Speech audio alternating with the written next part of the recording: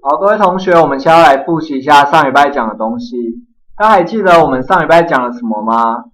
我们总共讲了2个主题嘛。那第一个主题是一条直线跟线外一点的平面方程式。好，那我们直接先来看例子。我们来想一下，平面上面的一点跟一条直线，它会刚好决定唯一的一个平面吗？好，那我们先来看一下。我们在空间中，我们有了一个点7、3、-1，还有一条直线。好，那我们来看一下它会不会决定刚好唯一一个平面。我们来看一下哦，平面包含这一点跟这条直线，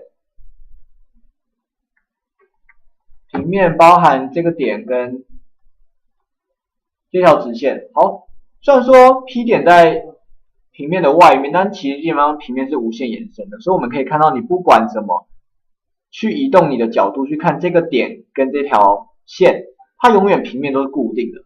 好，所以我们已经知道什么？我们知道它可以决定唯一一个平面。好，那接着，既然我们知道它可以决定唯一的一个平面，我们就想要知道说，那这平面的方程式到底是什么？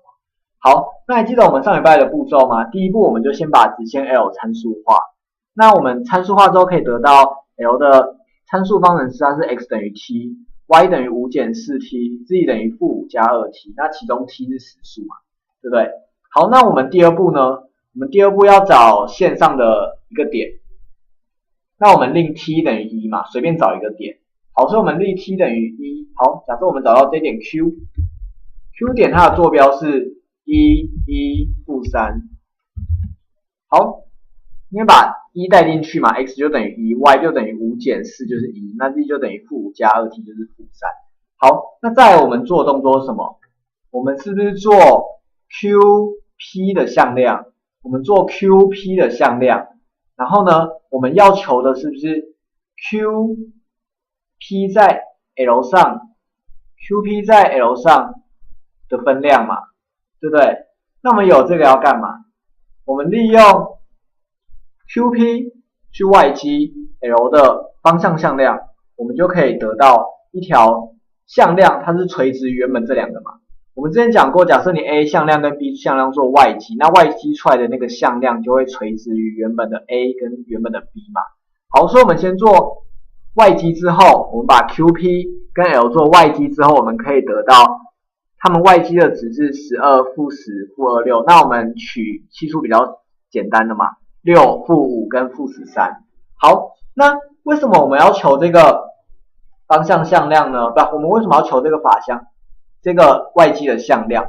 因为我们知道说，你一个平面，假设你有一个向量是垂直于这个平面上面的2条直线的话，我们就知道说这个向量它会垂直于所有平面上面的直线，那这就是平面的法向量嘛，对不对？好，那有法向量太好了，为什么？因为有法向量，我们就可以知道平面方程式 x、y、z 前面的系数嘛，对不对？所以我们可以知道它的平面方程式的系数是6x 减 5y 减 13z 等于，那它的常数项是多少？它常数项多少？我们来看哦，一个平面包含这条直线，还有这一点，那我们是不是找你一点在这平面上面带进去，我们就可以求出常数项？好，所以我们就知道常数项带进去 ，Q 点带进去，我们就知道常数项是40。好，那这是我们第一个学到的主题。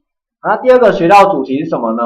第二个学到的主题是交于一点的两直线平面方程式，也就是说我空间中我有2条直线，如果相较于一点的话，那它会不会决定唯一的一个平面？那如果会的话，那我们要怎么把这个平面方程式求出来呢？好，也是一样嘛，我们先做图，我们先画2条直线，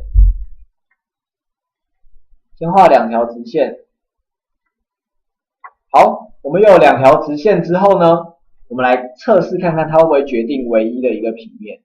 平面包含这条线，还有这条线。等我一下哦。平面包含这条线，还有这条线。好，因为这个看不太清楚，所以我把这个点拉来这边。好，所以我们就会看到说，你不管怎么移动你的视角，它永远这两条直线它决定就是唯一一个平面嘛，这其实也还蛮直观的，因为我们上礼拜都有讨论过。好，所以现在我们就要来想说，那到底这个平面方程是怎么求？那我们先来看一下题目。题目他说你要求包含 L1 跟 L2 的平面方程式。那第一个动作我们是一样嘛，先把 L1 的方向向量求出来，先把 L1 的方向向量求出来，再把 L2 的方向向量求出来，然后呢做外积。为什么？因为我们做外积出来那个向量，它就会同时垂直于 L1 的方向向量还有 L2 的方向向量嘛。那这个我们跟上一个动作一样，就可以求出这个平面的法向量。好，那首先我们第一步，我们就先把 L1 跟 L2 的方向向量做一个外积。那外积出来的值是14、负4、负12。那同样的，我们取比较简单的7、负2跟负6。好，那一样，我们找到随便一个点，在 L1 上或在 L2 上都好。这个点只是要决定说平面方程式它的常数项是多少。好，那我们带 t 等于1，假设我们带到 L1 好了，那我们可以得到 Q 点它的坐标是3、负1跟0。好，那我们得到这个之后呢，我们来看一下我们的平面方程式。我们知道法向量可以当平面方程式 x、y、z 前面的系数嘛，所以是 7x 减 2y 减6等于常数项嘛。那常数项怎么决定？我们就是带平面上面的点嘛，也就是我们刚刚求出的 Q 点。好，那把 Q 点带进去，我们就知道常数值是23。好，这是上礼拜讲的内容，大家都有听懂吗？